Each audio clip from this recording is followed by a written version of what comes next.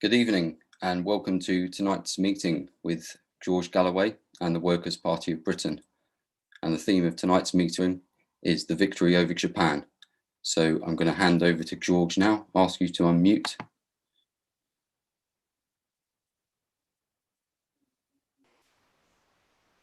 Thank you. Thank you very much, Rob.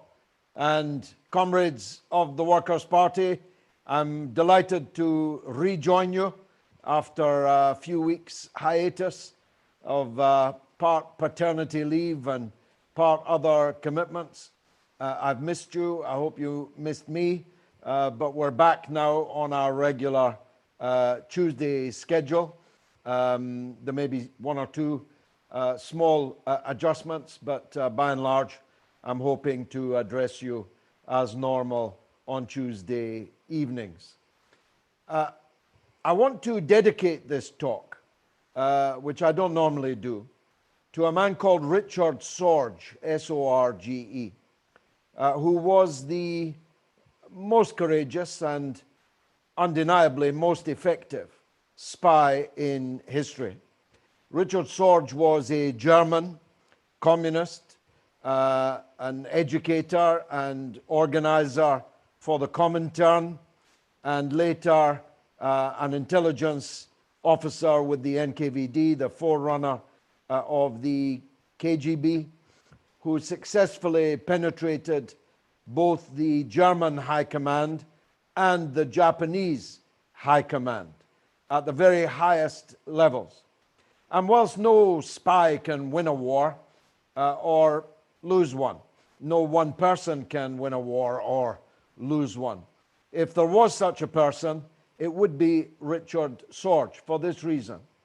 Sorge's work established with sufficient certainty and clarity that the Japanese fascist empire was not going to invade the Soviet Far East, and the Soviet leadership in Moscow had sufficient trust in him to believe that judgment, that they transferred enormous troop resources from the Soviet Far East, where it was dug in, waiting for an expected attack by Japanese fascism, and these forces were able to be redeployed in enormous numbers to defend Moscow in the siege and to relieve Stalingrad and allow the Soviet Red Army to move from defensive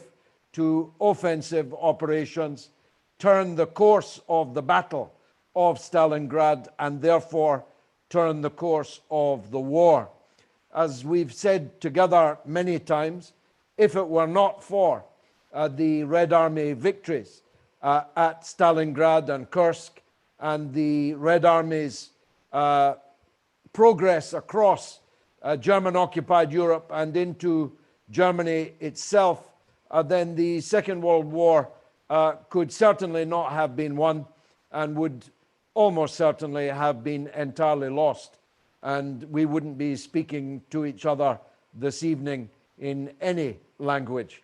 And if we were speaking at all, it would definitely be the language of fascism, because Hitler fascism and its Italian and Japanese allies had a vision of absolute domination of the world that they could conquer. And that vision would have been a nightmare vision for people such as us. So with my respect and hat tip to Richard Sorge, about which I've been reading for much of my life, and commend his life and work to you. And it's because of him that I have enough knowledge anyway to give this talk tonight on what is, as it happens, the anniversary of the outbreak of the Second World War in 1939. On this day, Britain and then France 6 hours later declared war on Nazi Germany. But of course, the war had already begun in the Asian theaters affected most devastatingly by Japanese fascism. And whilst a fair number of people, less obviously as time goes on, are aware of the basic facts of the European theaters of the war and the role that our own country played for a time alone, standing against Hitler fascism, not many people ever in this country have ever been aware of the facts of the devastating criminality, inhumanity, and barbarism of Japanese fascism in the East. Even in the Second World War, the British forces that were fighting in Burma in particular were known as the Forgotten Army. They were forgotten even in the middle of the war, and they have definitely been forgotten in the history that most of us at least know the rudiments of the Second World War. And I want to try and describe them to you tonight, not just for reasons of esoteric history, though from my point of view you can never know enough history, certainly never know too much history, but because the Second World War influenced everything, and until now influences everything. I know there are some people who whisper, don't mention the war, and there are some people who even poke fun at the preoccupation of people of my age with the events of the Second World War. But really, it's not just because we're interested in the anti-fascist victory that we continue to read and study about it, but because it influenced the world that emerged from it. And of course, those lines and divisions and antipathies, and in some cases alliances that were formed in the Second World War continue to be central to world politics today. I should say in passing, it's obvious to some of you, but I was myself born just 9 years after the end of the Second World War. And now that I know how quickly 9 years goes by, I can realize how close that was to the Second World War. I used to play every day in an Anderson shelter, a bomb shelter that had been hastily and not very well constructed so that my parents could hide from German bombers who nightly tried to destroy the economic sinews, the military strength, and the civilian morale of our population. I was born in the year that rationing was abolished in Britain. That's how close. Winston Churchill was still the Prime Minister when I was born. So that's how important it all was in my life. But as I say, the events in the East started earlier than they started in the West. And Japanese fascism was already well into its genocidal murder spree in the East, long before Chamberlain belatedly declared war on Germany on this day in 1939. The invasion of China, the rape of Nanking or Nanjing, which was then the capital of China, ought to be a byword in international history. But I suspect, I'm pretty sure actually, that it is not. It is certainly almost unknown that China lost 20 million people in the Second World War. It is almost unknown that the capital of China was raped. They called it the rape of Nanking, in a way that was in fact unprecedented even in the grisly history of the Second World War and fascism.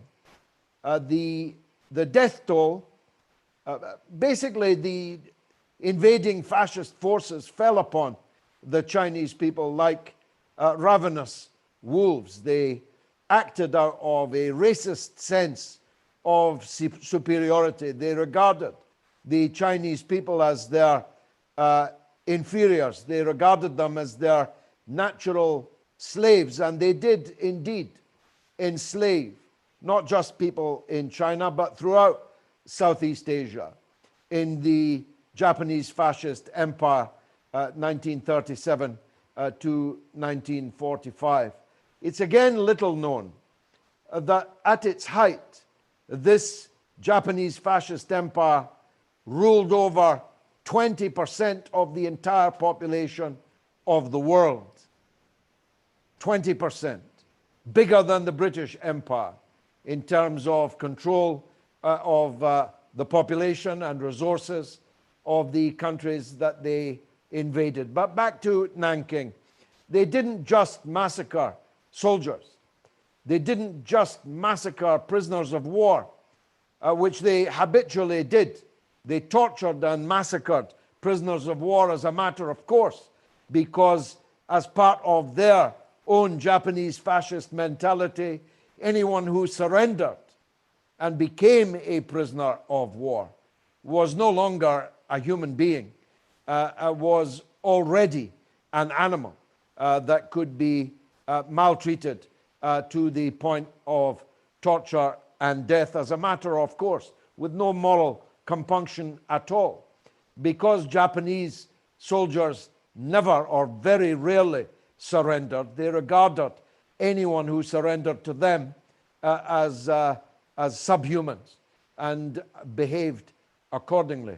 They didn't just massacre the Chinese military, the Chinese prisoners of war, but they set upon the civilian population of Nanking in a way, I'm going to guess, unprecedented. If not unprecedented, almost unprecedented, even in the annals of war, even in the annals of the fascist war.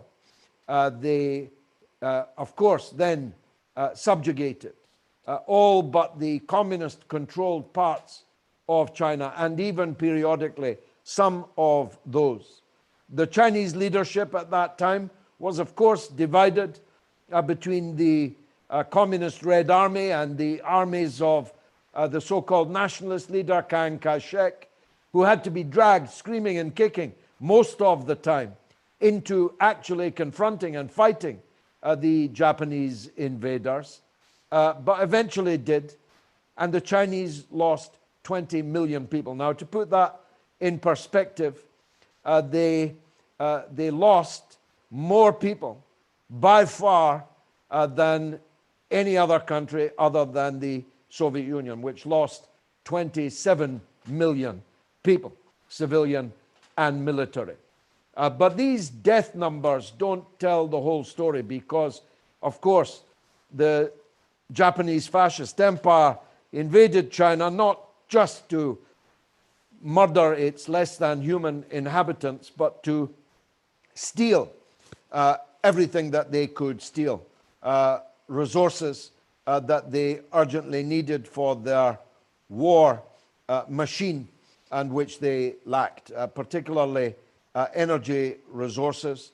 That's the reason they invaded and occupied Indonesia in order to steal its oil. They invaded and occupied every country that you can think of. Their atrocities in the Philippines almost matched their atrocities in China. So everywhere that you now know, Malaysia, Indonesia, although they had different names then, French Indochina, now Vietnam, they invaded and occupied all of these places in order to steal their resources, to fuel their imperial lust. And their atrocities against Allied prisoners of war are something with which I grew up, because a friend of our family was a prisoner of the Japanese fascists taken in Singapore, as it happens. And he never recovered, as huge numbers of British people and American who were prisoners of war of the Japanese never recovered from the starvation, emaciation, torture, and slave labor to which they were put. And you may have heard me lightheartedly mention before, I once had a friend, a late friend of mine, had a Japanese car dealership in Kent. And he told me that every time he looked on the Christmas TV schedule and found that the bridge on the River Kwai was on the television, his heart sank, because for a couple of weeks afterwards, nobody wanted to buy a Japanese car. Because that film with Alec Guinness and some others, but not many, did convey something of the bestiality of Japanese fascism, which was, in terms of its wholesale massacres of occupied civilian populations, arguably even worse than fascist Germany was. Of course, fascist Germany killed of millions upon millions of people. But the Japanese, with their empire containing 20% of the world's population, were arguably worse towards civilians and arguably worse towards prisoners of war. And all of that has been forgotten now. Their invasion and occupation of Korea, for example, has set up a fear and loathing throughout all of Korea, north and south, of Japan. Not just because of what Japan did and the crimes that it committed against women in particular in Korea, and the brutal occupation, but because Japan has never atoned for these crimes that it committed against other Asian countries. As a matter of fact, it hasn't even apologized for. Not that an apology would be of much use or cut much mustard, but has never, as a state, actually even apologized for these gigantic crimes. Still less atoned for, compensated for, made reparation for. In fact, Japan was rewarded by the United States after the end of the Second World War by being made the key indispensable US ally in Asia, and was built up, its economy built up, whilst the economies of other countries, because the United States didn't like their political and economic systems, were not just undermined and sabotaged by the United States, but in the case of Korea and Vietnam, actually invaded by the United States.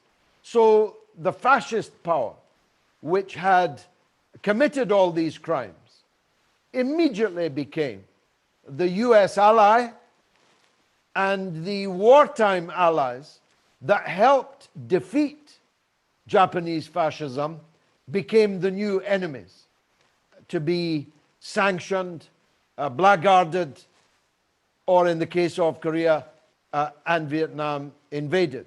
And in the case of the British Empire, of course, we re-invaded Malaysia. We re-invaded Burma. And in the case of the French Empire, they too re-invaded their colonies. The Dutch Empire re-invaded the laughably called Dutch East Indies, now one of the most populous countries in the world, Indonesia. And so this injustice added to the injury that the Asian countries occupied by Japanese fascism were subjected to, has scarred and helped to shape the post-war world. And here I come up to date. I was asked on my nightly slot on RT America just a couple of nights ago, on the occasion of the resignation of Shinzo Abe, the current Japanese Prime Minister. And I was asked about his failed attempt to rewrite the constitution imposed on Japan at the end of the Second World War, the so-called pacifist constitution, which forbade Japan to rebuild armed forces capable of attacking other people. And I was asked on RT, of all places, well, Japan has a reason to be fearful, doesn't it, of the danger, for example, of Korea. But of course, it's entirely the other way around. It's the other Asian countries that have a legitimate fear of Japan, not the other way around. None of these countries ever invaded Japan. Japan invaded all of them and committed wartime atrocities and massacres that have never healed, the scars have never gone, and for which no atonement, reparation, or even apology has ever been forthcoming. Now, of course, we don't blame the Japanese people of 2020 for these great crimes any more than we blame the people of Germany in 2020 for the crimes that were committed by German fascism. I myself I conducted a speaking tour of Japan. I was greatly impressed by the Japanese people, their ingenuity, their grace, their hospitality, their food, and all of that. Nothing that I'm saying here should be taken as hatred against Japanese people.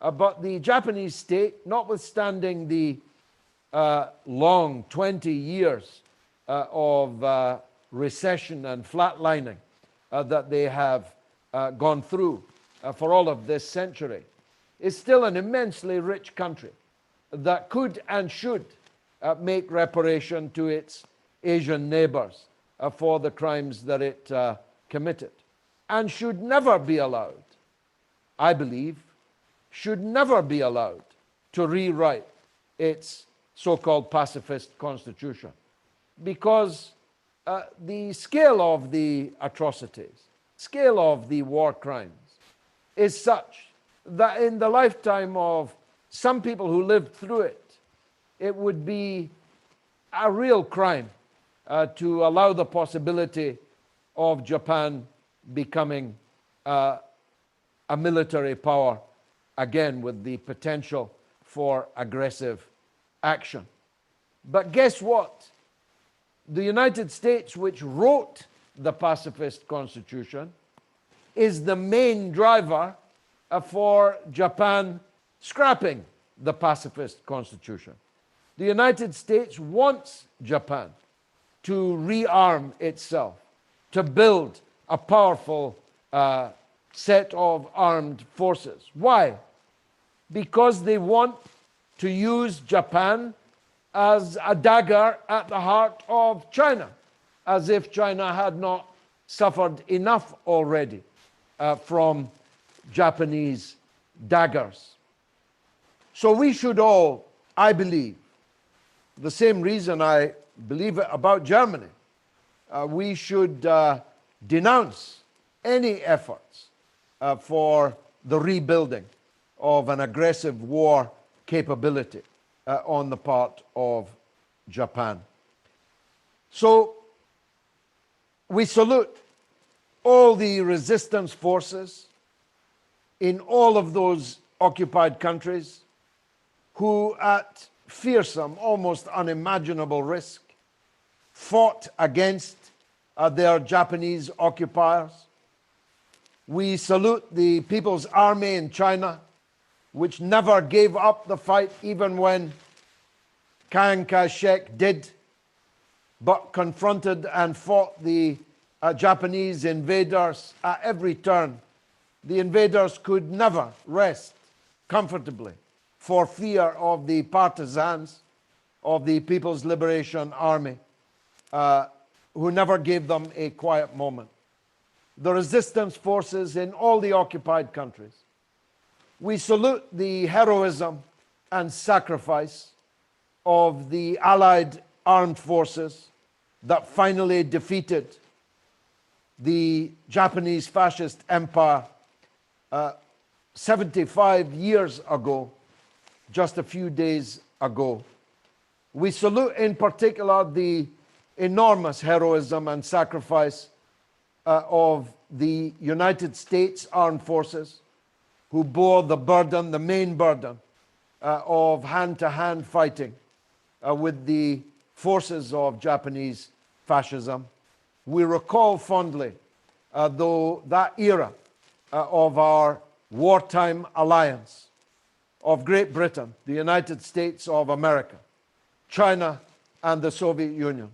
We wish for a return to a period of amity such as this, confronting common enemies of poverty, sickness, disease, and threats from terrorism and other things, against the peace and order and progress of all of our peoples. We recall fondly, most fondly, the sacrifice of the British people, either taken as civilians in Singapore and elsewhere, and the British Armed Forces in that forgotten army that too suffered enormous loss, and to the prisoners of war, some of whom are still alive. Believe it or not, I saw one just the other day in London. We remember the sacrifice and the suffering that they endured, and we salute all those involved in the defeat of fascism by the Allies and by the occupied peoples all those decades ago. Thanks very much for listening. Thank you ever so much, George, for that eulogy, if you will, to that conflict in the Far East and in the Pacific, and to all those who lost their lives as civilians and also those who fought Japanese fascism. Often forgotten, not just because of time, but also distance in this country. So going into a Q&A, we'll take a couple of speakers at a time before coming back to George. First of all, I'd like to go to Christina, who today also gave a talk for an organisation called Solidario GB. I recommend everyone who can goes and checks it out. I believe at this time it's on Facebook, but should soon also be on YouTube. So, Christina, please.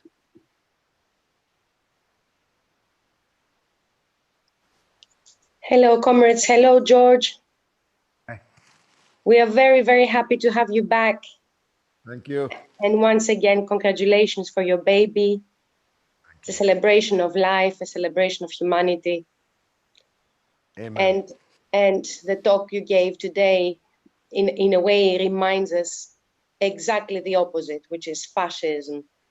And we call ourselves socialists, and we are socialists, but you cannot be a socialist without the education, without the knowledge of history, and without the knowledge of the atrocities. No one can stomach this on an everyday basis, whilst we are being bombarded with problems and, problems with our own mental health in capitalism.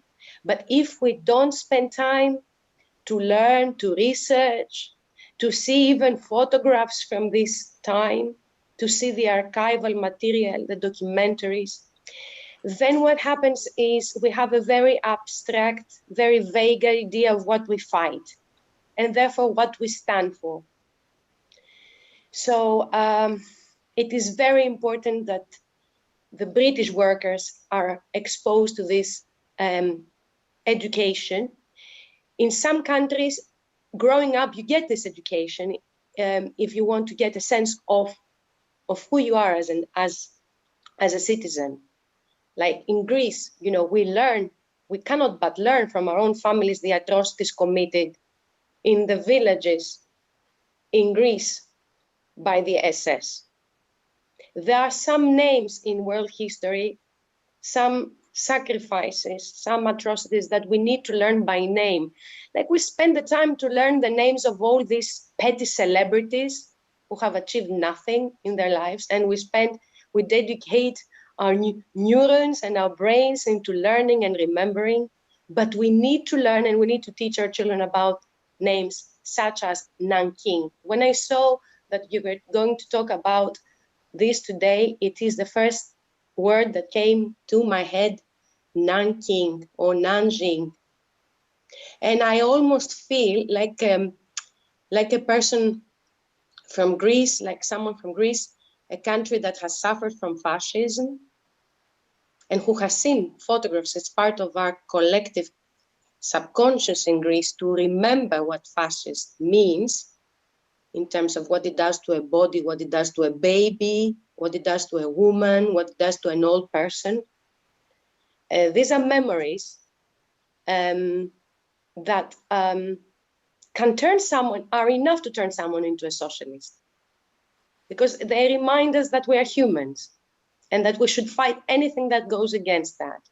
So it's almost like I'm not a Chinese person, but I feel it, I understand it. And then when you add to it our class analysis, you know, the sessions we had with Ranjit when you were gone, when you were away with your baby, was about understanding that these things are not just metaphysical ideas of evil that we should have a collective guilt about. Like I saw a comment online says, oh, why are you talking again about Japan? It's not enough that we bomb them and we killed so many of them with the atomic bomb, and we should stop talking about it. Like a collective guilt that doesn't really see what caused it, what caused fascism. And according to our sessions that we had, it is the ally of fascism is imperialism, and the ally of imperialism is monopoly capitalism. So we make that, you know, one analysis leads to the other. And this is how we avoid atrocities, by fighting this chain, which is imperialism and monopoly capitalism that builds into it. And always, always honor anti-fascist struggle and understand when countries like China, like North Korea, remember and have this defensiveness towards real terror. Yes. And as you very well said, Japan, like Belarus, you know, has played this part of serving a specific role in order to create, as we said, alliances and blocks of interest in the real world. So we're not talking about the past, we are talking about the present. And the last thing, two very important movies to be part of socialist culture. One is a Chinese movie that was filmed in 2009, and it's called Nanking, or City of Life and Death. It's a very important film to watch, directed in China.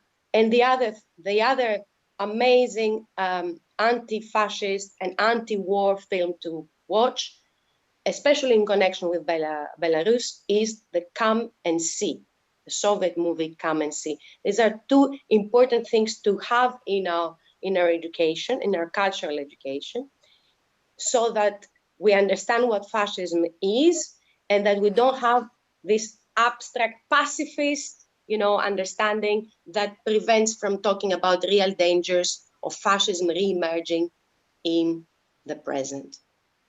Thank you for me. Bravo. Beautiful, Christina, as always. Beautiful. I've missed your voice. We miss you too, George, but you are here, you know. This is part of the education, makes everyone being present. Exactly. Thank you. Beautiful, Ted. I couldn't add to it, except to say that I could feel the pain in Christina's voice when she recalled a country so close to us geographically.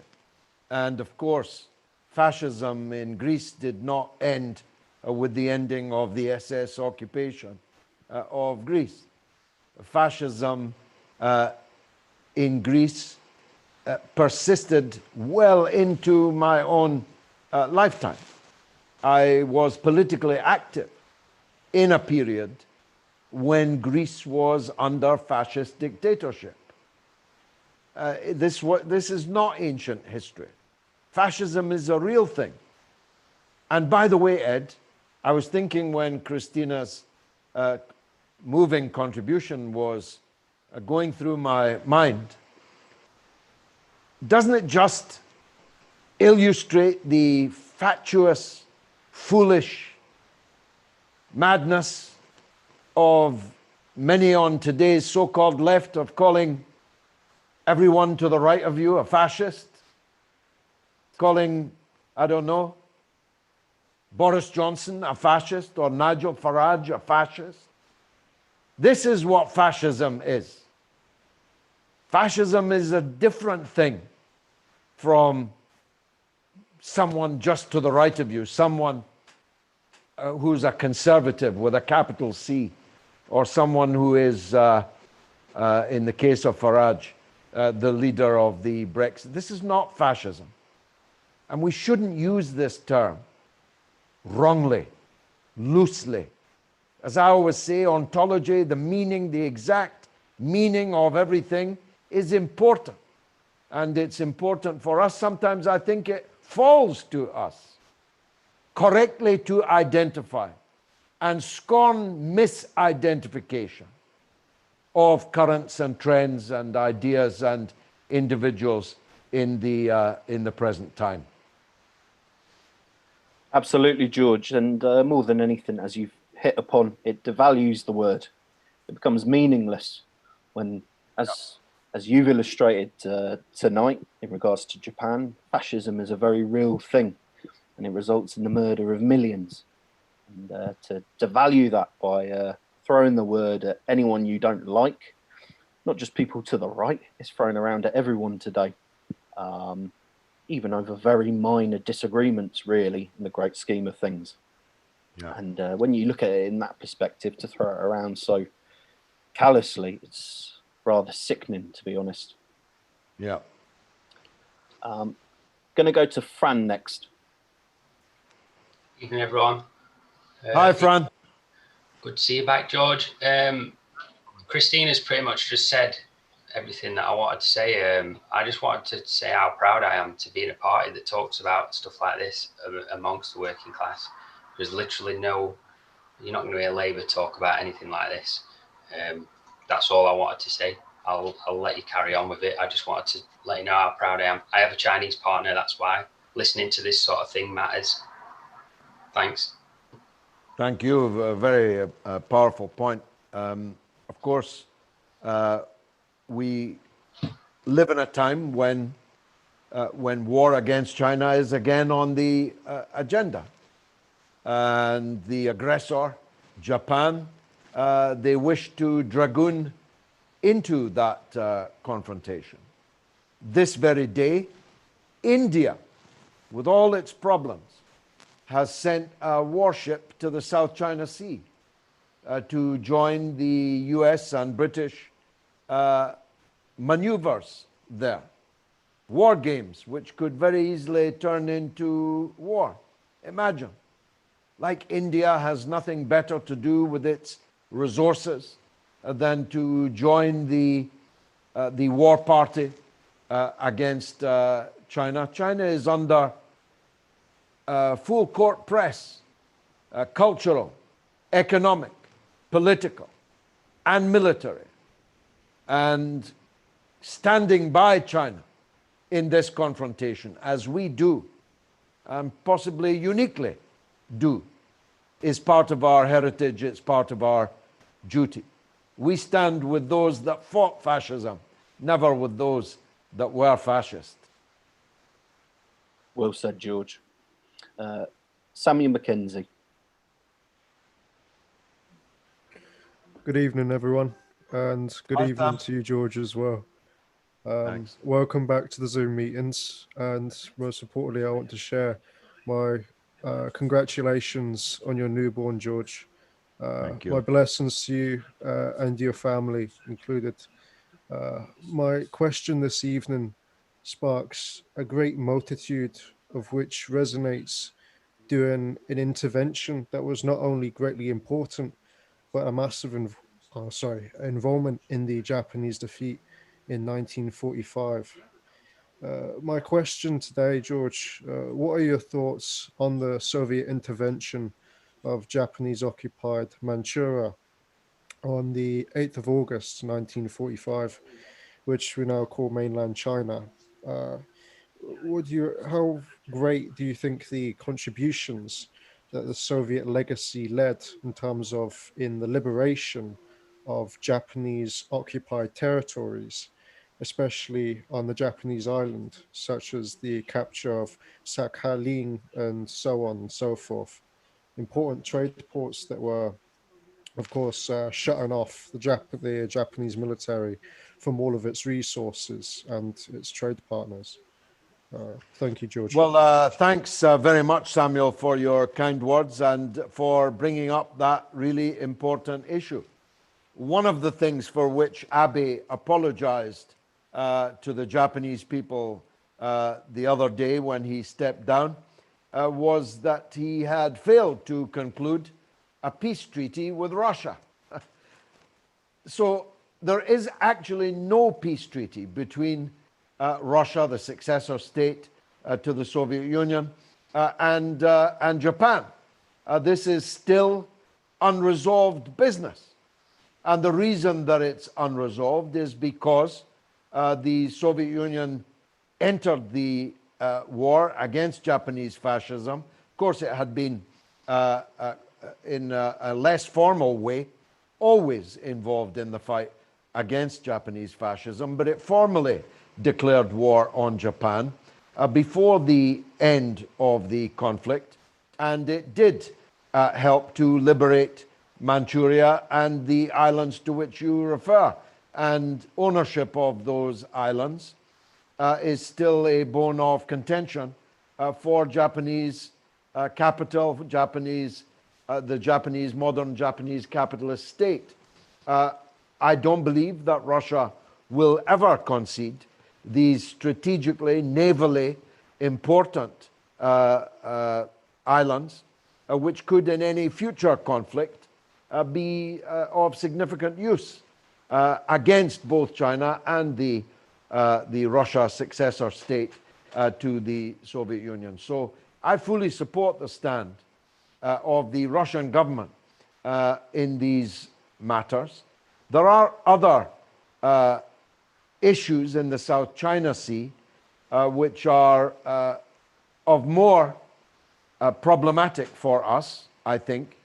And one of those has come up today with Vietnam denouncing China's drilling for oil and gas in what it calls its territorial waters.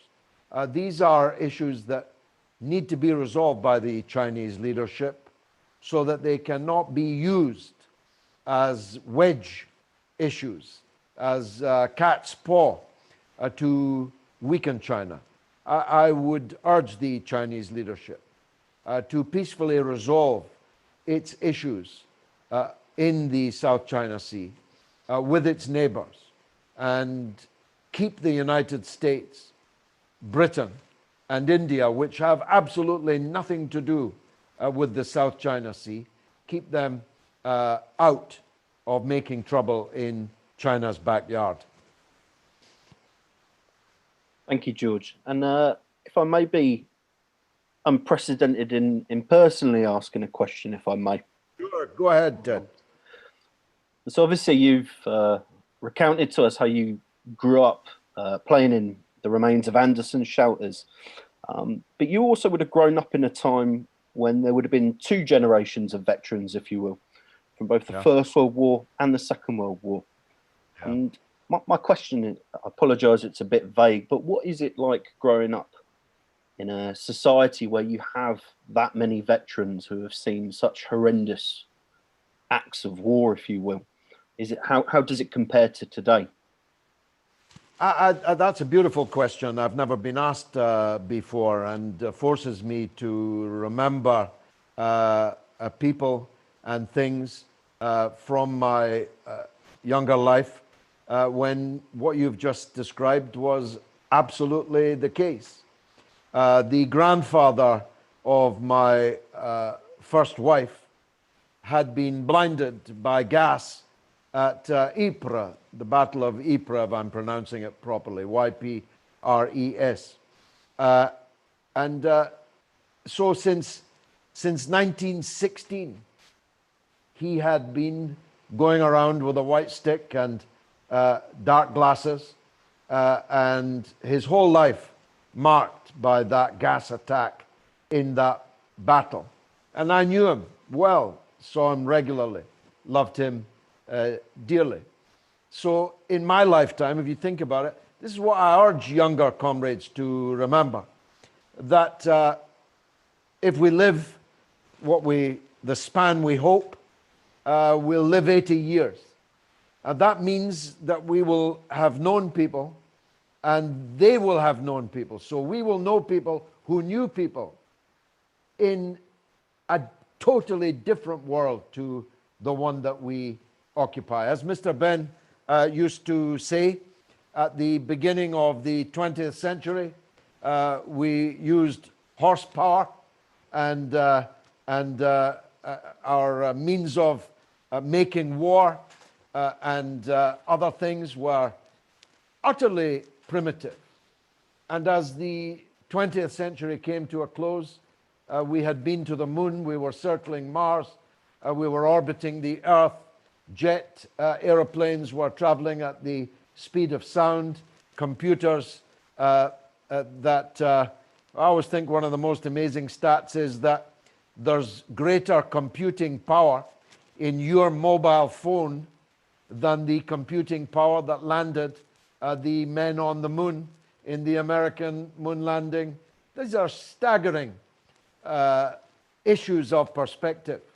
And of course, I knew not that many, but some survivors of the First World War who would tell tales of just how incredible, extraordinary an event that it was. It's why I continue to describe the First World War as the greatest crime that the British ruling class ever committed against its own people.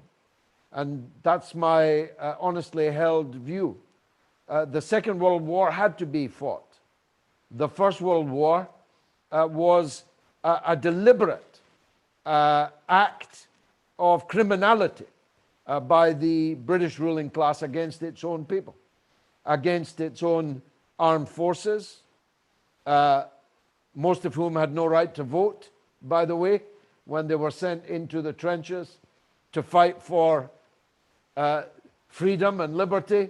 They didn't even have a vote, and their wives and sisters and mothers would not have a vote for a further 15 years after that cataclysm. But they would describe the state of the battlefield and so on in ways which almost beggar description.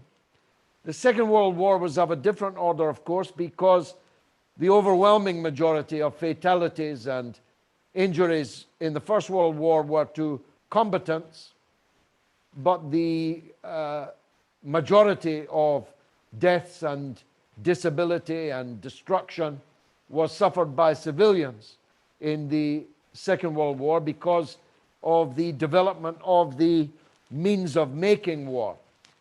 And I knew hundreds of people that had fought in the Second World War. My own grandfathers, both of them, fought in the 8th Army. My paternal grandfather was wounded at Dunkirk and carried the effects of that wound all of his life and died young at the age of 60, I think.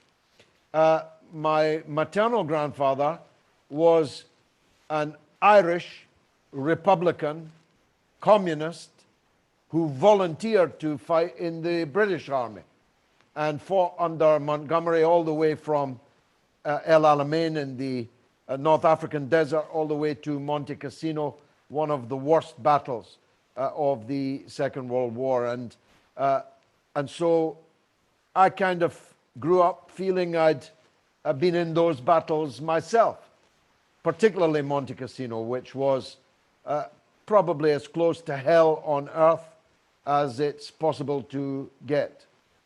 Although he did tell me lightheartedly, the soldiers, when the British planes went over, the German soldiers ducked. When the German planes went over, the British soldiers ducked. And when the American planes went over, everybody ducked, because the recklessness of American bombing then, as well as now, was quite well known by the combatants. And of course, war changes everything, including the lives of the people that fight it. I made the point earlier about rations. As I wrote in one of my books, I'm not the only one, I think, I support rationing. Everything is rationed. It's just that now it's rationed by price. Then it was rationed by your rights as a citizen to get a sack of coal, a bag of potatoes, a bag of sugar, your share of the eggs, your share of the butter. You have no such right now, even though rationing was abolished in the year that I was born. Everything, if you don't have the money for the eggs or the butter, you may not have it. And if you've got the money to buy all the eggs and all the butter, you may do so. And so rationing was actually much fairer for working people than the current rationing system that we have now. But I believe that the sense of national cohesion, national determination, particularly at the height of German bombardment of our cities. Claire's up there in Liverpool. Liverpool was bombed every night. The East End of London every night. Clydebank, Coventry, all of our great manufacturing and port cities were bombed every night. And the British people stuck together. They stuck together because they knew that whatever differences they had with their own rulers were less than the differences they would have with the fascist ruling caste, which would have been the alternative if we had not defeated them. So I believe that we can learn a lot from, I have learned a lot from wartime experience, both of the fighters and of the civilian population. I only add this point. I did deal with it in my talk, but perhaps didn't give it enough emphasis. We must never allow anyone to forget the heroism of the resistance fighters in the occupied countries. As you know, I've got a novel out, Queensway, which deals with who I believe would have been the resistance here in Britain. But we know who were the resistance in France. We know who were the resistance in Greece, in Italy. We know who were the resistance throughout Nazi-occupied and indeed Japanese-occupied imperial territory. Who were those resistance fighters? Overwhelmingly, they were people like us, people with our politics, people with our political allegiances. Of course, there were others, and very honorable, great, on all honor to them. But the backbone of the resistance to fascism under occupation was always the Reds. And we are those Reds in Britain today. Thank you ever so much for that response, George. Next, I'm going to go to Joshua. Josh, how are you? Not too bad. How are you doing? Very good, thank you. Congratulations, by the way, on your sixth arrival. I think it is. Thank you. Not Yeah, always yeah, easy to keep count. And we need, happy belated. unlike Boris Johnson, I acknowledge all of my children. Yeah. And there are indeed 6. We've got to Yeah. get a majority somehow, Josh. Yeah. Well, he did it in a different way, I'm afraid. Anyway, and happy belated birthday as well. Thank I know you, it's a little. I know that's a little late too, but never mind. Thank you. Yeah, I was just gonna say. I think that that probably the reason that so many people lionize and idolize Japan, and I'm not saying there's nothing to be idolized about them, because they, throughout the 1950s, 60s, 70s, and 80s, up until the 90s, it was a successful country, and it still is prosperous. I mean, I don't think it's been that successful lately. If it's been in economic stagnation since the year I was born, actually, because that to me is a lifetime. I know it isn't to you as such, but I think that while I think it is very ironic that America, being the only country to have used nuclear weapons on a populated area, that being Japan, is that irony is almost, and that to then think it can dictate who can and can't have nuclear weapons or other weapons of mass destruction. And I think that Japan is the only and the best example of that. I think the reason why Japan's crimes against the Chinese, the Indonesians, the British, the Americans, the French, the Vietnamese, and even the Russians, because they did have a skirmishing along their border in 1940. I think the main reason that their crimes the Japanese are condoned is because people viscerally think, well, they had the nuclear weapons dropped on their cities twice, so their history, historically speaking, they are almost as instantaneous as the nuclear detonation itself. They are instantaneously forgiven for their murder of 20 million Chinese people. What say you to that, George? Do you think the nuclear weapons were, in people's visceral minds, reductive, obtuse, moral cognition? That's their way of sort of rationalizing Japan's horrendous crimes against humanity. What say you?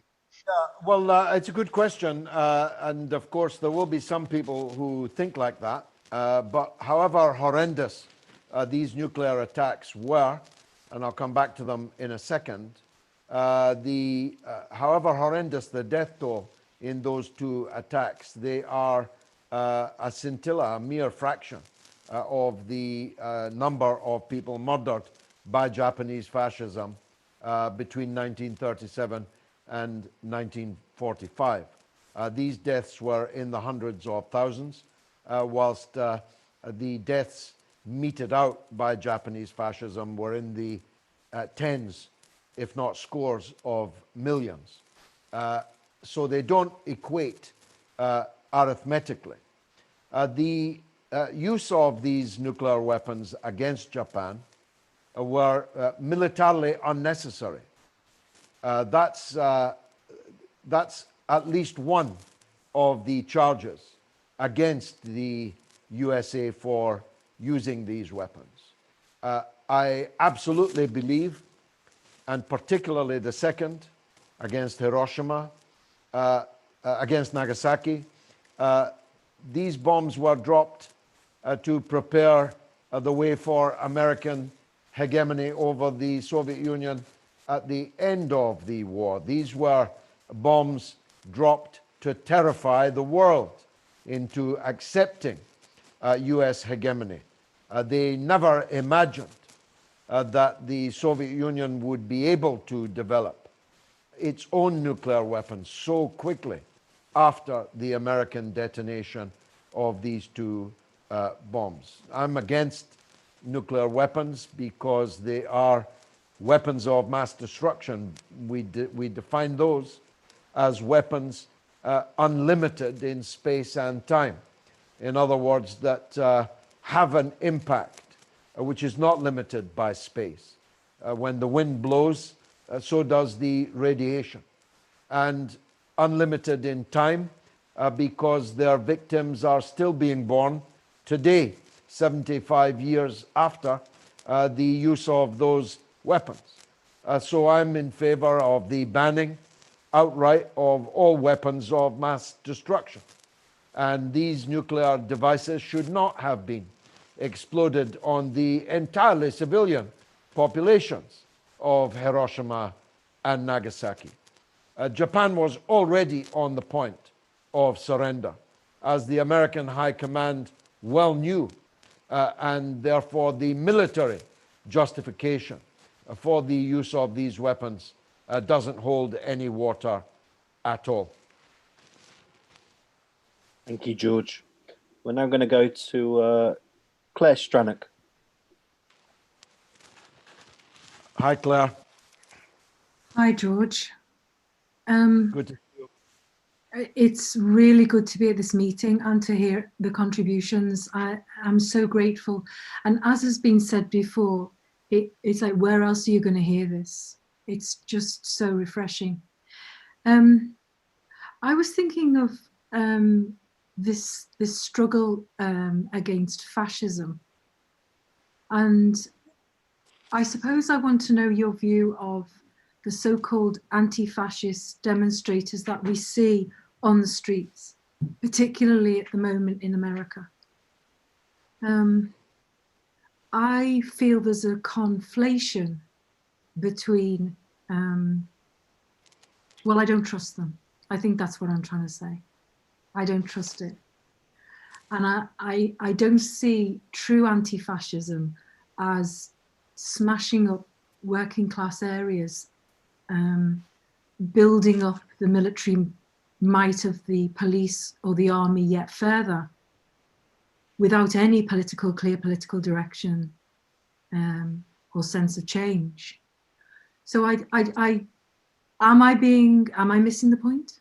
Not at all. I entirely concur with your point, and attempted at least to say so on my show last Sunday night. Let's deal with it at its most base. These are riots. They're not protests. They're not demonstrations. They never come into contact with any actual fascists, so it's a misnomer for them to be described as anti-fascists. They may be coming into contact with brutal US police officers who routinely kill unarmed people. They may be coming into contact with Donald Trump, but they are not coming into contact with hardly any, unless they happen upon someone from the US Nazi Party, which is extremely unlikely, in coming in contact with any actual fascists. So these are riots. And as I've said many times, riots go up like a rocket, but they come down just a burned stick. And that's exactly what these riots are doing. They are setting fire to the neighborhoods of the people that they are purporting to defend. They are increasingly actually white middle-class people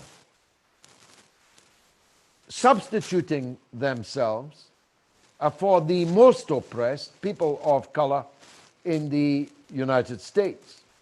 Their tactics are entirely counterproductive. As you just said, they will lead to more police, more militarization on the streets of the United States, not less. And they are strengthening Donald Trump, not weakening him. In fact, if Donald Trump could have devised a pre-election situation more conducive to him, he would have devised a situation where America's cities are in flames and where white people are positing a racialized uprising in America.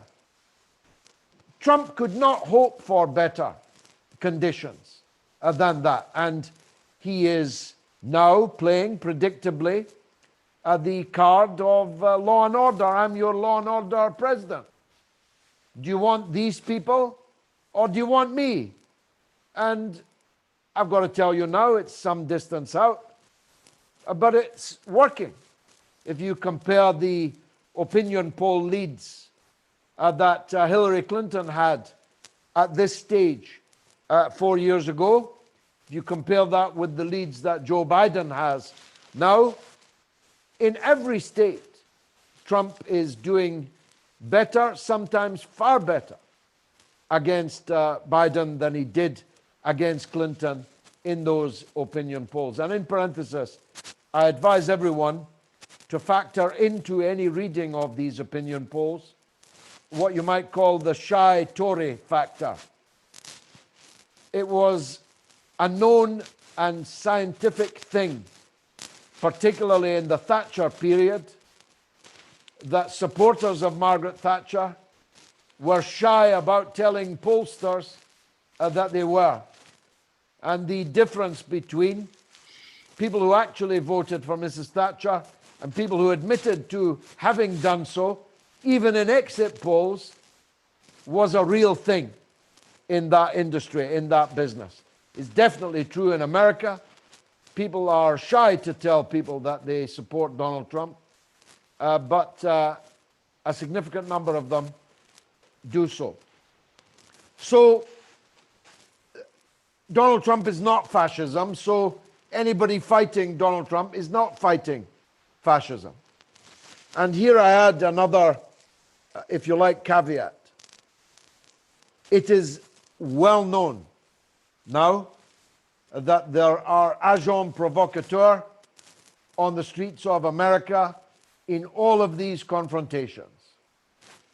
Some people who have started looting, for example, or burning.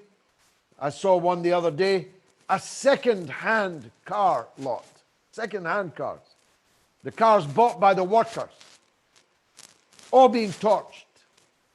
And it turned out that the people who set the fires were in fact far-right elements in the United States acting as agents provocateurs. In some cases, even employees of the security apparatus in the United States, either at state level or in one case, even at federal level.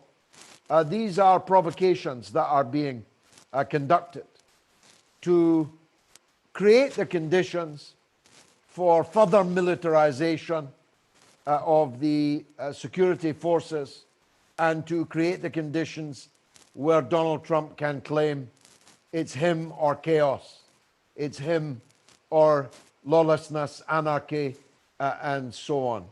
So I concur with your analysis. And on a small level, some of the most disturbing footage that I have seen has been the least bloody. Hundreds of people, all of them white as it happens, invading cafes and restaurants, surrounding diners, and violently intimidating them to raise their fists or chant along with the demonstrators with the implied promise or threat of violence if you don't. Now, if you don't mind me saying so, that looks rather like fascism to me. Fascism carried out in the name of anti-fascism. It's nothing to do with our politics, and we take no responsibility for it, and we will not condone it, and we will in no sense celebrate it. Thank you, George. We're now going to go to Anthony Spear, who I believe is joining us from Japan. Aha, Anthony. Yeah. Hello, George, Hello. comrades. Can you hear me okay? Yes, very Great. good. Okay, well, you know, honestly, I don't know if I have much to add. It's always an honour to listen to you, George, and comrades. I was going to say to Christina, that was almost psychic. I was thinking about the same film, Come and See, a really, really harrowing film, which I remember very, very well. Yeah, I've been living in Japan now for nigh on 20 years. I've also spent some time in China. I could talk for a long time about the contrasts between the countries, but very much like yourself, George, and some of the other contributors, I remember listening to my old relatives, grandfather, great uncle, and I remember I'm married to a Japanese lady, my beloved Keiko. We have three now grown-up children who, of course, are English and Japanese mixed race. As to the question of the non-state government apology, I'm afraid I can't give you any more insight. It is a topic I have discussed with many a good Japanese friend. I mean, I remember just before I got married, the first thing my mum said to me was, "Are you going to tell your granddad you're going to marry a Japanese woman?" And that's not because my granddad's racist.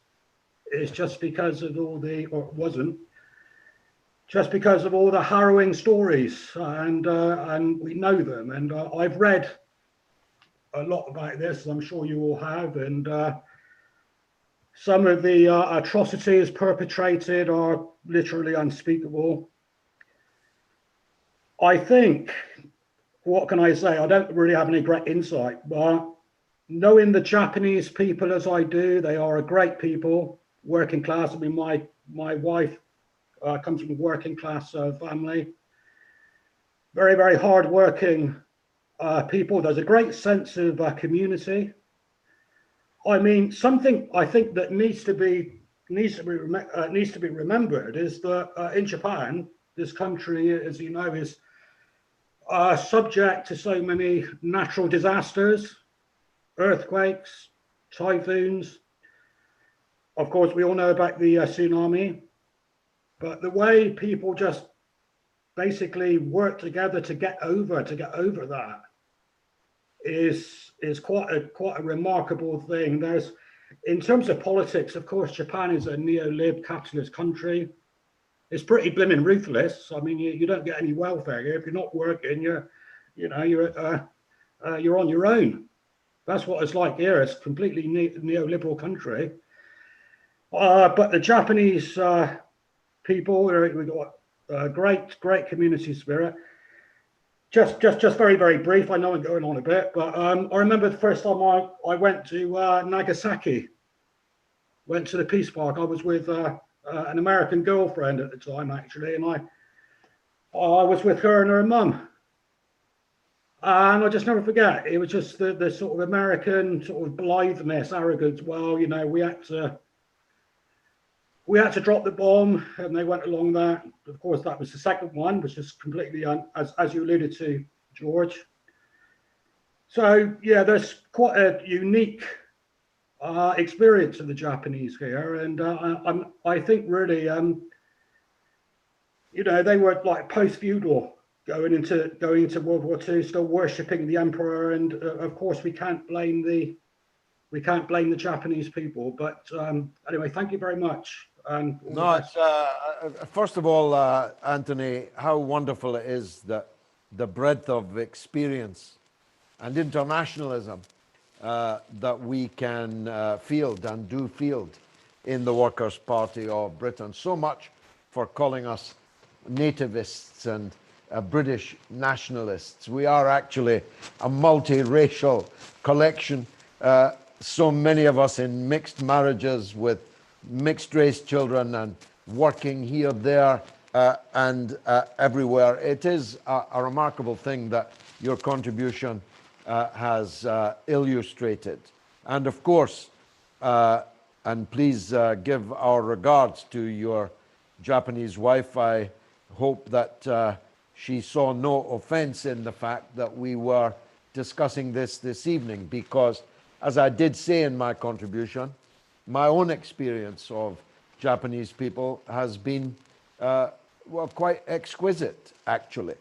And it's also important to say this, perhaps I was remiss in not doing so, that Richard Sorge's wonderful, unprecedentedly wonderful espionage and intelligence operation was only possible because of a very large circle of his comrades who were all Japanese communists, all of whom, including Sorge, paid with their lives, execution after their capture, executed by fascism, very near the end of the war. But of course, his work was only possible because of the heroism of his Japanese comrades. And you're absolutely right. The Japanese people are extremely hardworking, skillful, and intuitively wonderful on electronics and other new industries. It's not their fault that they have this stagnation, this flatlining. It's not their fault that Abenomics didn't work. And we must hope in the new period, now that Abe has gone, that they get a government that is more used to them than the ones that they have had. But I still believe that we are entitled to oppose, as indeed huge sections of the Japanese population oppose, the scrapping of the pacifist constitution. Abe was unable to do it because the appetite for it amongst the Japanese people was so weak. So many Japanese people do not want to go down that road that led them, as well as the Asian hinterland, to disaster in the past. They don't want rearmament. They don't want to be a part of the US war machine. They don't want to be used as a dagger against China. And long may they feel that. Thanks a lot, Anthony. Cheers very much, George. I'm going to take one more question. Fran has a second contribution he'd like to add. Okay. Yeah, I just wanted to come back to Claire. She's asking about America and their relationship to fascism. They are the country that are funding actual fascism in other places. It's not on their own shores yet, but you can trace pretty much any fascist movement around the globe in the last 100 years or so back to America, including Germany. A current example now is Hong Kong, or Belarus, or the Ukraine. All those countries received American backing to help actual evil fascists murder people, run around, smash things up, destroy people's lives, drag people out of houses, set them on fire, you name it. Stuff that the American public could not even imagine happening on American streets right now. And this is part of the game, is for America to act like the polarizer whilst exporting this stuff elsewhere. South America is the same, victim of actual fascism. So I hope that answers your point a little bit there, Claire. Well, it's a very good point, and particularly with the Ukraine. We said at the time that Ukrainian nationalism was going to delegitimize and even make illegal the Russian language in Ukraine, spoken by a quarter of the whole population. The native language of 25% of the people of Ukraine is Russian. And this day, it is confirmed that the Russian language is now unlawful, illegal throughout the Ukraine. It is not allowed to be spoken or written or taught or learned. It is no longer a language to be allowed in the state. That's, of course, a form of fascism.